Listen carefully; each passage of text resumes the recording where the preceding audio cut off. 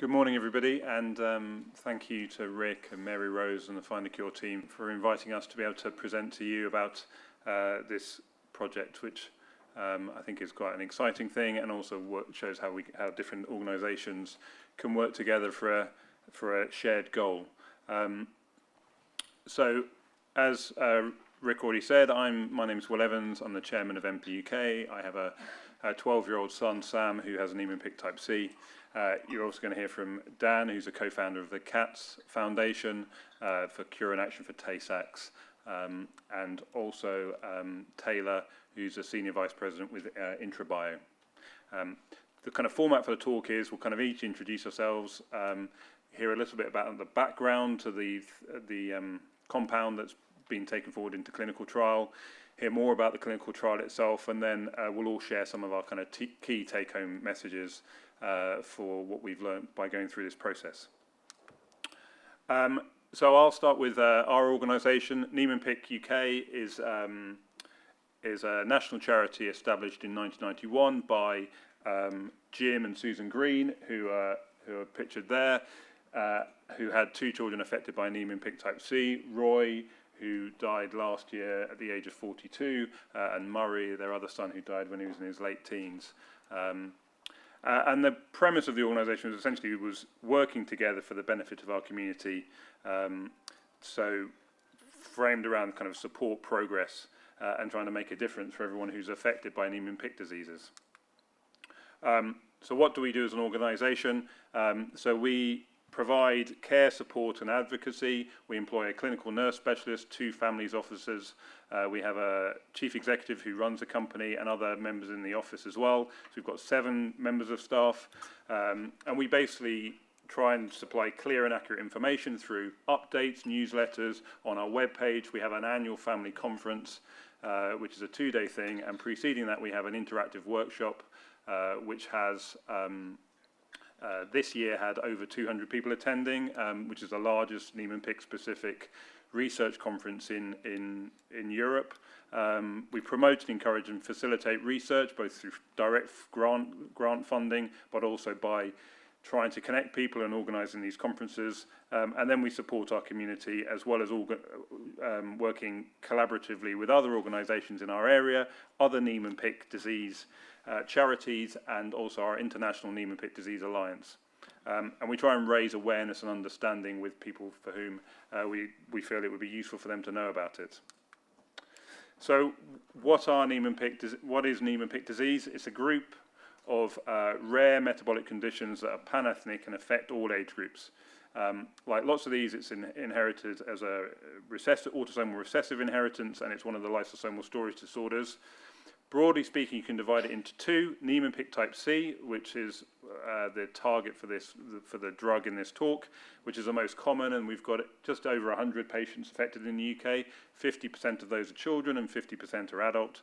And then another condition which affects about 35 people, which is Asher's finger myelinase deficiency, which is an enzyme deficiency which is amenable to enzyme replacement therapy. Niemann Pick type C is a bit more complicated. It's not an enzyme deficiency, which makes treating it potentially harder. So I'll give you a little bit about an idea about Niemann Pick type C, just so you understand the context for the talk later on.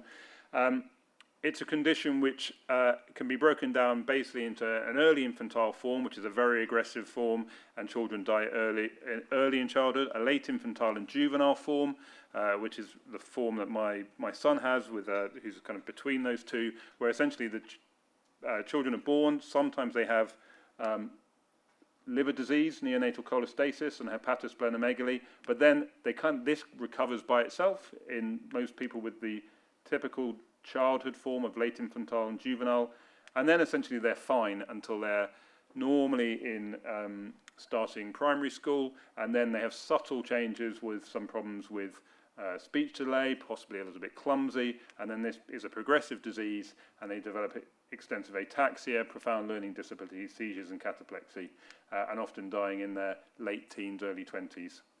There's another subgroup, which is probably the largest group, but currently is still being identified, and lots of these patients are missed in the community, who have a adolescent and adult onset, where often it's more of a neuropsychiatric condition with early onset dementia, sometimes some psychosis like schizophrenia, but also ataxia. And there are quite a lot of patients, we believe, in the community who may have a diagnosis of bipolar or schizophrenia, become ataxic, attribute it to their medication, and they have a long diagnostic delay. And we've had patients diagnosed in their 7th decade with this form.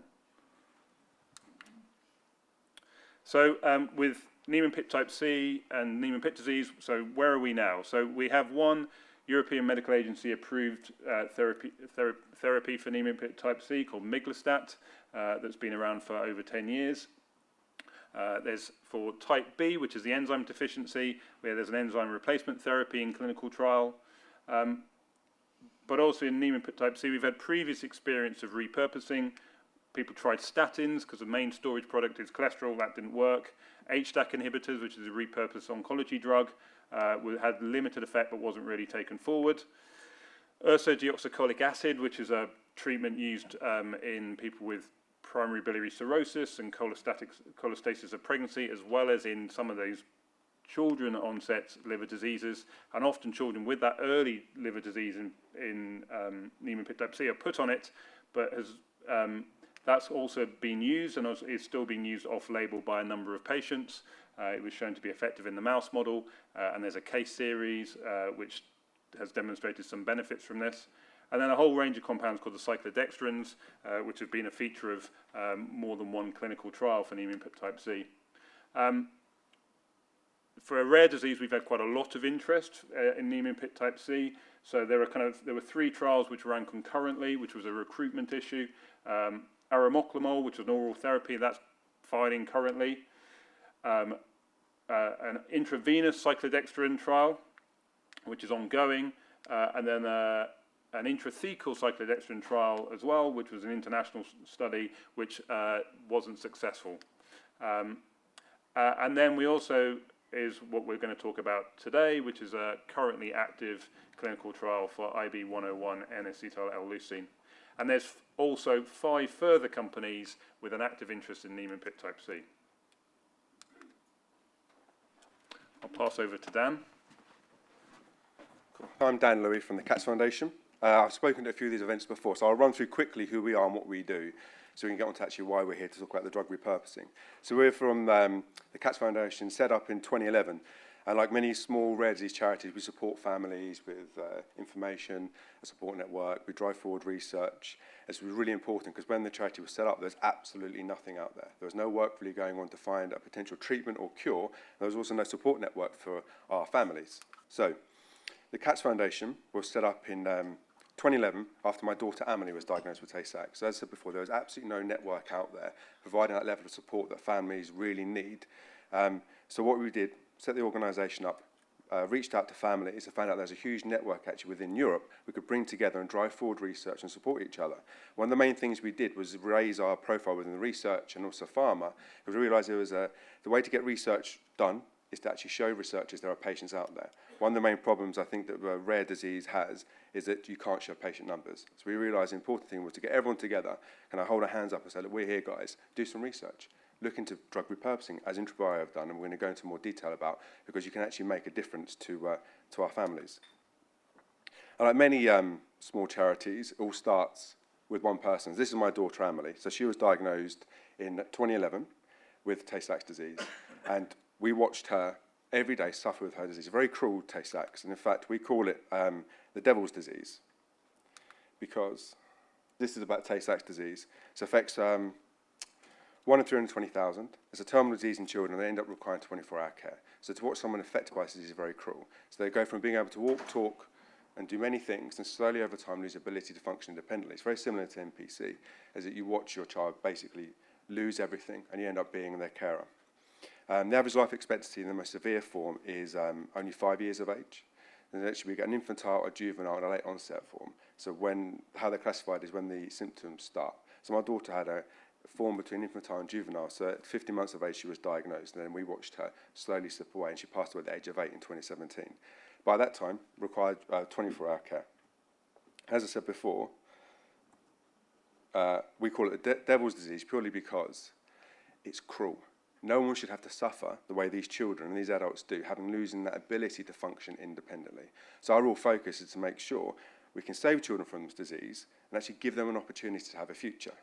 And so that's one of the main things we do, to make sure that the research is ongoing and to give them this opportunity that actually a diagnosis of this disease isn't the end. There is going to be hope. And so by getting involved with research, is what we do with Intrabio, will enable us to actually give these kids a future. So I'll pass you on to Taylor now. So Intrabio is a very tiny biotechnology company that was founded at the end of 2015, and we have 4 founding scientists, 3 of whom are at the University of Oxford, and the 4th is at the University of Munich. Anthony, Fran, and Grant are all pharmacologists, and Michael Strupp is a neurologist. We have a series of small molecule drugs. Our lead compound is acetyleucine, but UDCA is another drug in our pipeline series that we hope to investigate as a combination therapy. Our focus has always been to prioritize and expedite the development of these compounds for very rare orphan diseases. Great. So our lead compound series requires a little bit of background because we're at a repurposing conference and it's a repurposed drug. The lead compound is N-acetyleucine. Now, for the scientists in the room, it's a modified amino acid, which means it has stereoisomers, L and D enantiomers that are mirror image of each other's. For the non-scientist, I always describe it as imagine your hands. You have a left and right hand. They look very similar. They essentially could be the same thing, but they work differently, and they function in the body differently. So you can have an independent D, an independent L, and you can have a mixture, a racemic mixture. The racemic mixture is called Tanganil in France. It was approved in 1957 for the treatment of acute vertigo, and has been available over the counter in France and 3 of its former colonies since the 50s. About 10 years ago, Michael Strupp, who's an expert in balance disorders, started a compassionate use program at Munich with one of his patients with vertigo. The drug has a very benign safety profile, and there's nothing available for vertigo outside of France. The drug did nothing for vertigo. It's actually one of its only rare side effects is acute vertigo, but of course, the 50s were a different time for drug development. However, Michael noticed that the patient also had a significant improvement in ataxia, and the cognition improved as well. So gradually, compassionate use programs at Munich grew to expand to other diseases like Niemann Pick, like Tay-Sachs, where cerebellar ataxia is a hallmark of the disease. Originally, we believed it was because the drug worked on vestibular channels. We now know through extensive work done in our labs and at Oxford that it's due to its effect on the cerebellum. So the drug works on the cerebellum, it crosses the blood-brain barrier, and we don't know the exact transporter, we don't know the exact mechanism, but we know that it seems to do quite a lot of things once it's in the cerebellum. So there was my history. An important thing to note with Tanganil, it's now been tried in over 175 patients with a very wide range of diseases, from everything from Niemann Pick and Tay-Sachs, but also restless leg syndrome, migraine, ALS, MS, and very small case series, but we've seen a tremendous effect. So we know that the drug has potential for a broad range of neurological disorders, which is part of the reason we're running a trial that has parallel studies. So I'm going to switch to Will now. Okay, so I kind of first saw a little bit about Tanganil in sort of late 2014 when someone brought my attention to this paper, which actually was published in 2013, which was the effect of Tanganil, acetyleucine, in patients with cerebral ataxia, and this was a mixed, multiple different etiology causes of cerebral ataxia, but the findings from were really quite impressive for in an area where there were no therapeutic options for the inherited ataxias. And I sort of liaised a little bit with the author, and he sent me a kind of pre-print of this, where he'd run a case series in Niemann Pick type C, where they again had shown fairly significant improvement in a fairly reasonable number of NPC patients. So this initial case series had a mix of different ataxias, including some patients with Niemann Pick type C. And for a condition that affects 100 people, you know, a case series with even relatively few patients is actually quite significant. So around that time, I kind of brought together what we knew and There's another organisation called Niemann Pick Research Foundation, which is a kind of a single family organisation, and they put together a thing called a swap meeting where clinicians and researchers get together in a room. We talk about things. So I presented some stuff there, and then I presented a summary of stuff to the UK LSD clinicians. So this was in late 2014, 2015. And these are my slides, which I put together at that point, describing a bit about what it is, how it works, don't really know. Evidence on ataxia, talked about that. Evidence in MPC, which was a soon-to-be published case series I just showed. A bit about how much it had been used outside. So this, again, is in early 2015, so before Intrabio had been founded. And can we prescribe it at that point? So obviously one of the issues is we're talking about a clinical trial, but can you prescribe, would it be a reasonable thing to prescribe at that point to UK patients? So as we've already heard, Tanganil is unlicensed in the UK, but it actually already had an import license, so you could actually get the drug into the country. So you could get your hands on it, and indeed you're able to buy it over the counter in France for €4.70 a box. So you can go and buy it in France, or you can get a French pharmacy to post it to you, which lots of patients, a number of patients did. So then the question was, should we use it now? My general feeling was probably worth a trial of therapy, and that seemed to be the consensus of other people, as well as trying to find out a bit more about how it works. So the options were patient direct access, them buying it. They had an ALCAT trial, which was actually trying to do these, what was published in those case series as a clinical trial, a German government-funded clinical trial. Could we get a UK centre for that?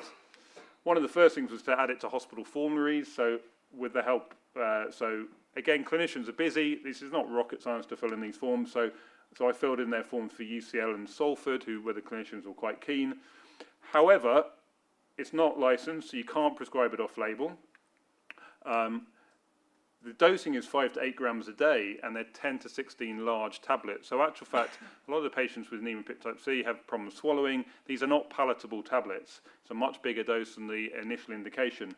And although it's cheap, €4.70 a box for 30, when you've imported it and you do it, actually it ended up costing a bit more. And we found that this fell between a rock and a hard place. It's cheap as rare disease drugs go, but we couldn't sneak it through the hospital pharmacy budget, which was our first thing. Maybe they wouldn't notice if the clinician started prescribing it. That was one thing, but it was a bit. But then when we did individual funding requests, where you apply to local patients' areas to fund it, the comeback quite reasonably, Niemann Pick type C is a nationally commissioned, therapies are nationally commissioned, it's not our role to fund it. So if you then go to the national commissioner, which we did raise this question with Edmund Jess at the time, obviously this is an unlicensed, it's not, this is a purpose for a clinical trial. So other than buying it yourself and getting it posted to you, options were somewhat limited. And there were still lots of questions about how it works, efficacy, the formulation wasn't suitable. So we had conversations with Michael Strupp and Fran Platt, you saw earlier on. So Fran has researched Niemann Pick type C for years, and Michael runs as an ataxia clinic in Germany.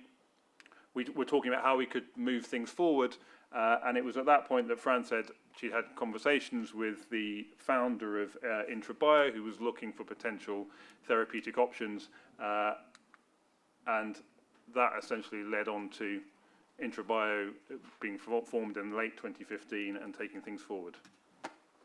So as Will mentioned, Intrabio was founded at the end of 2015 with Fran and the 3 other scientists. We actually were not founded because of this drug. Our goal at first was to use our other pipeline of drugs to target infectious diseases. So Fran, Anthony, and Grant have always prioritized the lysosome and focused on autophagy. However, when the company was being founded, it was also when Fran was running the in vivo studies with acetyleucine in the mice models, and our CEO, who deserves every credit in the world that can be given, immediately said, we're running a trial in this drug. And if anyone's met Mallory Factor, that's how quickly it happened. Obviously, before we initiated our clinical study, we had a bit of due diligence to do as a corporate sponsor. In that, as Will said, there was known challenges about the formulation, but also it's an amino acid. We know it's a racemic mixture. We needed to do a little bit of investigations into the enantiomers. And what we quite quickly found, like most amino acids, is that the L enantiomer is active. Now, this gets a little complicated because we actually know now that the drug has multiple mechanisms. And the way that we know that is because all three enantiomers work in the very acute symptomatic treatment of NPC and Tay-Sachs mice, but actually for long-term treatment, disease-modifying neuroprotective effect, the L is active, the D is antagonistic, and it inhibits the effect of the racemate. That's for another conference. So we're prioritizing the L enantiomer, which is, again, technically a different compound. Now, fortunately, we're able to use a lot of the toxicology and pharmacokinetic profile of the racemate to support our development, and that has expedited things more so than anything else. So going back, there was not a need for de novo research. However, we have had to run additional toxicology programs with the L enantiomer and obviously new clinical programs to support its efficacy. But all of the background information that had been generated with Tanganil was a springboard that got us, I'm American, past third base. We were really close. So IB1001, we very creatively call it, we called Tanganil IB1000, is the L enantiomer. It's also orally administered. It also has an excellent safety profile, and we believe that it would have superior clinical benefit, both for the symptomatic and for the long-term neuroprotective treatment. And so we set about designing our clinical programs. We wanted to do everything in our power to expedite the availability of this treatment for patients. And it was at that point that we decided to prioritize 3 of the diseases with the highest unmet medical need, where there was an active patient community and support, and where we also had a body of compassionate use clinical evidence, but also preclinical evidence to support the rationale.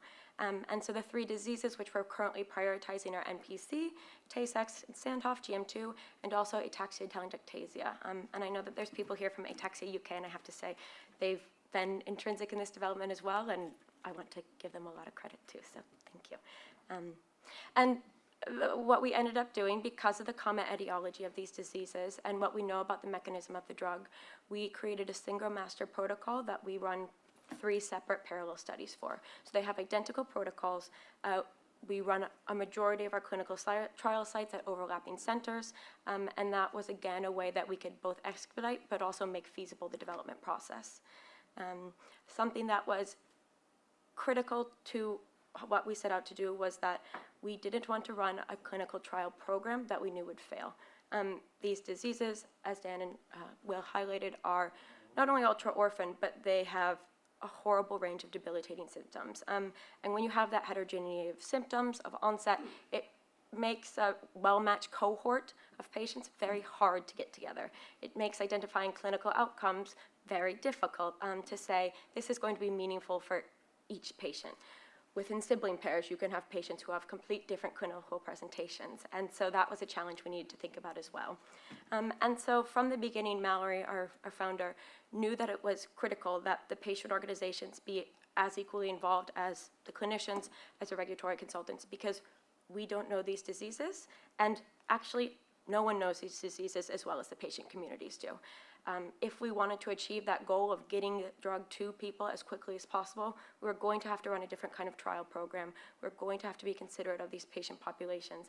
And to do that, we needed the experts in these patient populations. So I didn't touch much on the diseases, but the overview is there. Again, the common theme here is that they all are diseases that are characterized by neurodegeneration of the cerebellum. They have ataxia and other manifestations of cerebellar degeneration. And we had preclinical and compassionate use evidence of Tanganil's efficacy. So our trials are going now in clinical trial sites across Europe and the US. I'm going to skip past this quickly. But again, an important thing to note is that most of these trial sites are running at least 2 of the trials. And I want to now really focus on the trial design, because this is where the collaboration with the patient community was intrinsic. So the first thing we did is we started a different formulation. The drug is now a sachet. It's mixed with 40 milliliters of water, and that was because we were told patients can't swallow tablets. Okay, that's a really big thing, and we were talking about this last week. It's something that I never would have thought of. If anything, from an industry perspective, tablets are easier. I can have a bunch of tablets in one label, little thing, pass it around. better from an industry perspective. But if patients can't take them, it doesn't matter what's good for me. So the first thing we did was formulate an oral solution for the studies. And then we wanted to, under the guise of get the drug to patients as quickly as possible, come up with a program that could demonstrate its efficacy very quickly. What we do know about the drug is it has a very quick half-life, but it also shows symptomatic benefit in as little as 2 to 4 weeks. So if I can get these to play while I'm talking. So this is a patient with NPC who was treated in that initial 2015 case series. And while I'm describing it, I'll talk about it. But this is the patient on baseline. In a couple seconds, you'll see the patients after 4-week treatment, and then you'll see the patient after a 4-week washout. But what it shows is that, again, symptomatic benefit can be demonstrated very quickly. And so we designed our study to first demonstrate symptomatic effect. We wanted to, again, demonstrate data, or generate data very quickly that demonstrated its efficacy. But we also knew that the drug needed to be investigated for long-term treatment. And from preclinical studies, and then also the patients who have now been self-dosing for over 8 years, huge anecdotal evidence of a disease-modifying neuroprotective effect. And actually, the first case series was published in 2018 that shows that the drug stabilizes, if not improves, the condition of patients after chronic treatment. And so what we did was we had the parent study be followed by an extension phase. And in the extension phase, we aim to demonstrate the neuroprotective effect. But in the interim, we can take the data from the symptomatic and ideally go forward with drug approval. And so that we can get the drug to patients while I always say, we'll worry about the labeling, we can get the drug to patients.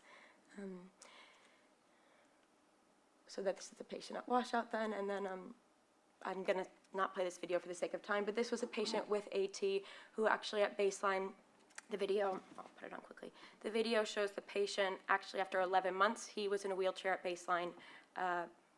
It's not gonna play anyways.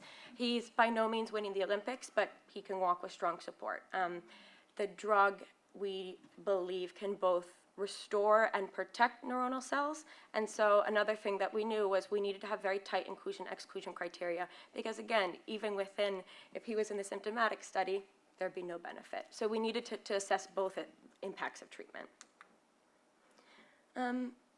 The initial concern, and we talked about this a lot, was the feasibility of recruitment. Patients are, one, there's other trials going on, but two, the off-label and unlicensed use of the racemate is very widespread. In the US, we know patients are buying chemical-grade version of the LN tumor. In Europe, we knew patients were taking the racemate. And so the standard double-blind placebo crossover study was always a concern. That said, everyone said, you have to do it, you have to do it, you have to do it. And so that's what we went forward with. We had all of our scientific advice meeting, we met with the FDA, we met with all the national agencies for a double-blind placebo crossover. And we knew it would be difficult, but everyone said, this is what you have to do. We went through initiating our feasibility studies, all of our trial sites had been identified, and within a week or two, I called both Will and Dan and said, I'm not running this program. A scientific double-blind placebo crossover trial is, without question, extremely high scientific merit, but if we weren't going to recruit patients, it didn't matter what our trial looked like. And the fact of the matter was patients were unwilling to wash out of Tanganil and stay off Tanganil for even a duration of 6 weeks. In our trials now, maybe we can touch on this, we're having difficulties with patients even washing out for an open label study program. The placebo-controlled trial was not going to be feasible to recruit, and so we cut it. That sounds easy when I stand up here and say it, but it took time to then work with the regulators, come up with the new study design. But again, this is where, again, the collaboration with the patient organizations was intrinsic. We had to listen to them. If we were running a double-blind placebo-controlled trial now, I don't know where we would be with recruitment. We wouldn't be far, and instead we finished recruitment for our NPC study in 3.5 months. So the feasibility of recruitment was intrinsic to us. Because we knew that patients were on Tanganil, we introduced 2 study schemas. One's a naive pathway, one's a non-naive pathway, where patients who at visit 0 said, I'm taking prohibited medications, were given the chance to wash out. We've got a very complicated mass spec urine analysis that also then tests and confirmed, and we have had patients who have tested positive for Tanganil, even though they say they're naive. So the feasibility of recruitment and the use of Tanganil was a huge driver, and it's something that we really wouldn't have known or listened to if we weren't being told every day by the people who were helping us identify trial sites, helping us identify patients, that this is going to be a roadblock for you. I will say from an industry side, that hasn't necessarily made things easier for us in dealing with the regulators. It was a very, lots of discussions with them, but we committed to it and we got it through. So again, all the trials are approved now and running in all countries. The other thing we did then when we made when we decided to do an open label study was we came up with novel primary endpoints that we wanted to use. And this is where I can't emphasize enough, if we weren't working with equal collaboration with the patient organizations, it would not only never have happened, we would be running a trial that was inevitably deemed to fail.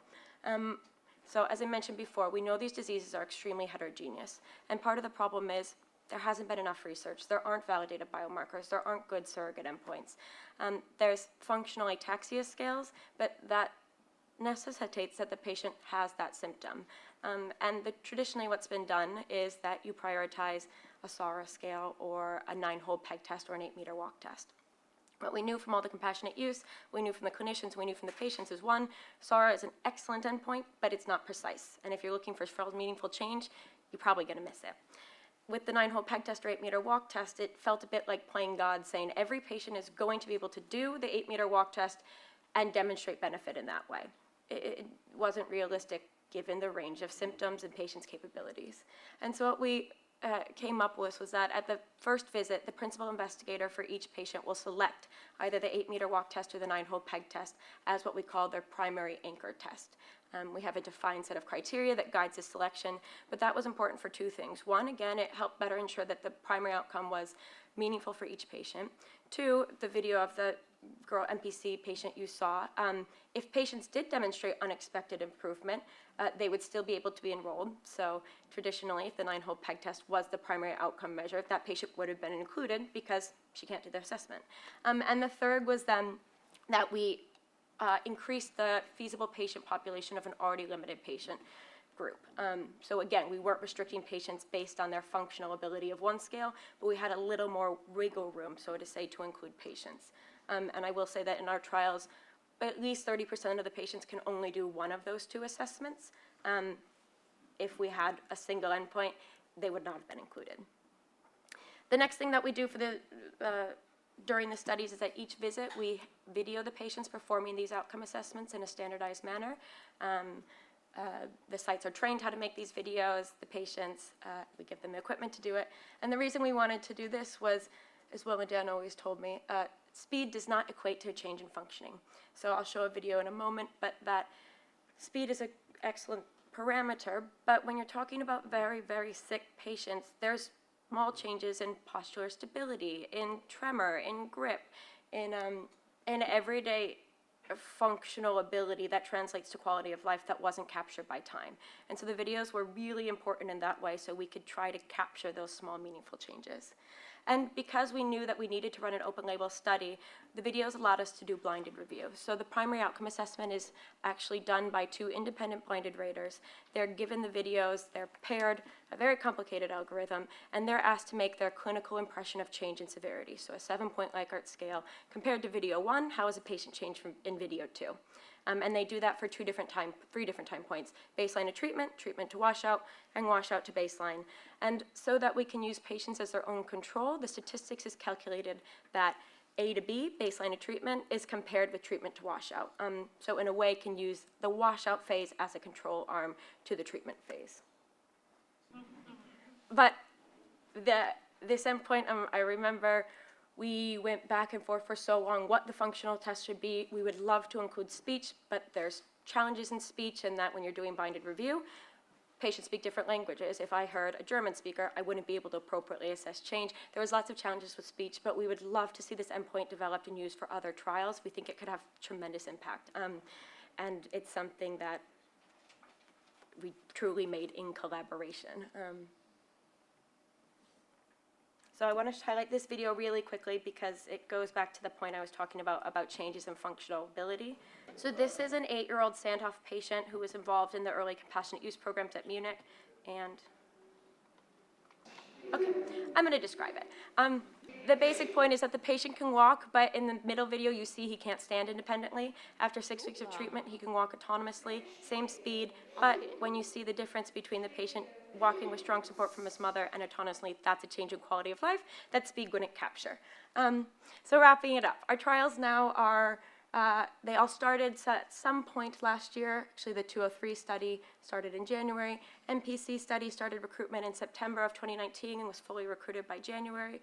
GM2 we expect to be fully recruited March, April, and the 203 AT study we expect to be recruited by April as well. The extension phase is approved in all EU countries and it's under review by the FDA at the moment. And patients in the GM2 and NPC study have all now rolled into the extension phase. So I'm gonna hand it back over to Dan.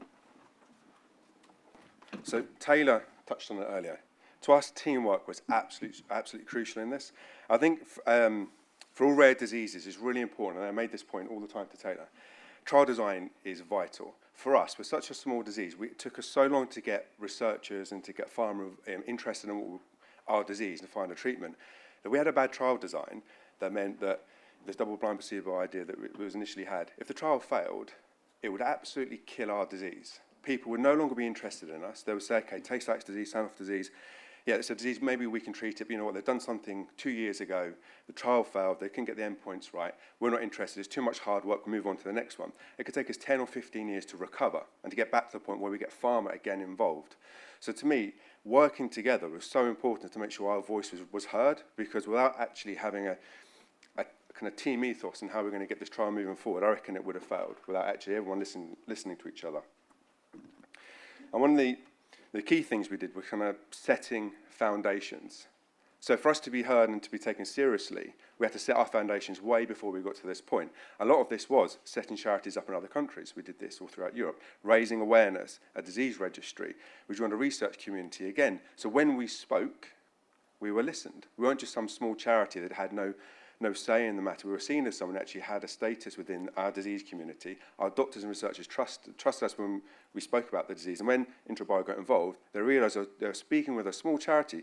We make no bones about it. We're a kitchen top charity, we really are. We work from home. I know everything we do is in the weekends and evenings, but actually we have quite a powerful influence within the Tay-Sachs community to get this moving forward. And this is kind of my point. 2011, charity set up. We had one research program going on, and that was University of Cambridge and gene therapy. And we all know that gene therapy is going to be the holy grail for many of these similar diseases, but it takes a long time. And we still don't have anything really started, but hopefully in the next year or two we'll start recruiting for gene therapy program in the UK. But we move forward to 2020. Here we are now. These are all the research projects and trials starting for our disease. So in 9 years, we've seen a huge development. And that's not through luck. That's purely through hard work and working with companies like Intrabio, because by them seeing the value of as a patient organisation as a partner, other companies see us as a partner. So now we have these 5 potential upcoming trials with lots of companies, which is still in the negotiation phase with them, that 2 years ago, 3 years ago, would never have been interested in Tay-Sachs or Sanofi. But the fact is, they've seen that you can work with a company like Intrabio, you can move something in 2.5 years, go from the idea when I was first contacted in 2017 that there's this potential drug, and we want to work with you, to then starting a trial is huge. And other companies feed off that, and they suddenly get this interest. And to me, it's really important that the take-home messages here was working together as a team. Now, I remember I was putting the slide together thinking the missing piece, you need the charities, you need the patients, you need farm research. Actually, if you have one piece missing, this absolutely all falls down. It can't work. I think the way we are now, patient groups are seen as quite important in driving forward research and driving forward clinical trials. So if we're not involved, it falls down. If patients aren't there, as I said before, if there's no patient group, there's no patients, pharma won't be interested, it'll fall down. If there's no research, it will fall down. And if pharma won't provide the funding to drive forward with the project, it falls down. So actually, we're all as important as each other. And we all bring different things to the table. And by working together, we can actually drive it forward. And this slide I want to show you, this is the reality before we had Intrabio's involvement. You saw from 2011 to 2020, we went from having nothing to then suddenly having all these potential treatments for our children. So this is Gaspar, this is Ben, this is Liam and Chiara. And all these children are dead. Much like my daughter, they died because there was nothing for them. There's nothing we could do to change their life. I think it's really important that we always bring back our companies who work with us, and I've done this with Intrabio, there's all the companies we work with, to show them reality of the disease. I mean, Mallory, you know, I used to meet him with my daughter Emily, he used to push a wheelchair around, because he used to say, you need to understand what you're doing. If you're going to be committed to the disease, you need to get the trial design right, you need to make sure you're going to get the patients, and you're going to make a difference. There's no point just telling us you're going to work with us. You actually have to do it. So making that reality for him, I think, was a big player in helping him drive the project forward. And I said, the reality before the trial was this. And now actually we're given hope. So when a child is diagnosed with Tay-Sachs or Sanofi disease, we're not saying to them, it's the end game, go home, spend your time with your child, how we were told. We're like, there's a network, there are treatments, there is research going on and on and on, and we will have an option for you, for your child. All these different programs are looking at different disease severities, different ages, and really hope for the next year or 2 years there'll be more treatments out there for our families to access. And there is now light at the end of the tunnel. As we all know, we're all human beings. Having a tiny bit of hope is a big thing. I think when my daughter was diagnosed, there was no hope. There was absolutely nothing. And you were basically given two options. You can either just bury your head in the sand, or you can try and make a difference. And we decided to try and make this difference. And now that families are getting the diagnosis, they're now getting the ability to actually see there's hope and there's light at the end of the tunnel. And that's one of the things we say thank you to Intrabio, is they helped us do that, to the point where hopefully in the future it's not just going to be them involved with Tay-Sachs disease, it's going to be a lot more treatments and companies. So yeah, I mean, absolutely, I totally agree with Dan. I mean, he speaks so passionately about that, and you know, that experience has been ours with NP UK. The sort of explosion of interest in our disease is in no small part related to the kind of our patient advocacy group, knowing where the patients are, being well respected, having the ear of the clinicians, and also facilitating people to through our interactive workshop to be able to have these discussions. Some of my take-home messages from this process was so from a patient advocacy group, acknowledge each other's expertise, and that's both ways. So, you know, we've involvement with some of the other pharmaceutical companies that come into the space who may have developed therapies in other diseases. Often they can bring things to your organisation about advocacy that they've seen in other groups, and we've had experience of that. But also the other way around, you know, don't just assume the patient advocacy group has expertise in a relatively small area with regards to, you know, what patients want or need, or how they're going to travel to a trial site. You know, so I've been for 3 different therapies to both the FDA and the EMA. 2 other members of our board have also been to the EMA on multiple occasions. We have real expertise about this disease area and what trial endpoints work and what don't. My experience with Intrabio, which is having had conversations with other pharmaceutical companies, has been different. It truly has been an open dialogue, and they really have listened. Both Dan and I were invited to the FDA meeting that they had, and I do think we made a massive difference, because when they're saying, well, why doesn't the 8-meter walk test at times work, we can give first-hand experience of this is why it doesn't work. It isn't a valid outcome, and actually the quality of walk is so important. I think the other thing is understand each other's goals is a key bit. Obviously, we all have a goal to develop a therapy as quickly as possible for these diseases, but the motivations can be different. And think about the process and what you're trying to achieve. Don't be afraid to speak up. I think especially as a patient advocacy group, if it's been a long wished for development of a therapy, sitting there and actually saying things which you think, well, this might delay the process.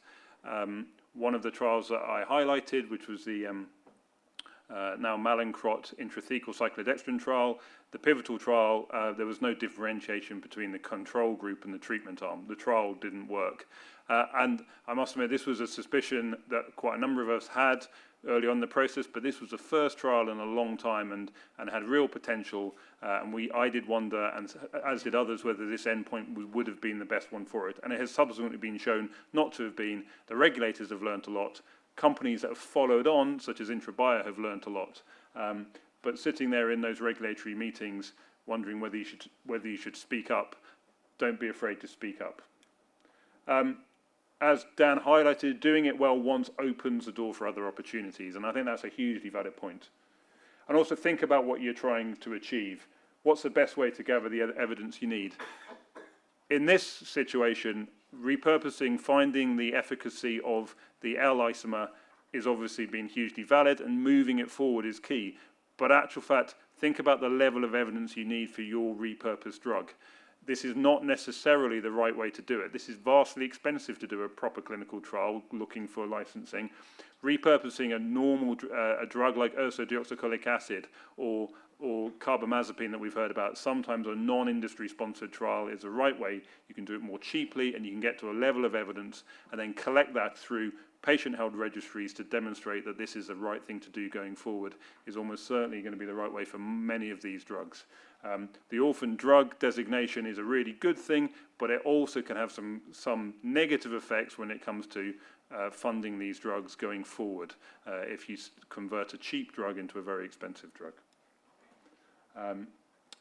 So I think just to kind of finish there, I think this little thing is quite a key thing in the rare disease community. Individually or wander up, but together we are an ocean. Thank you.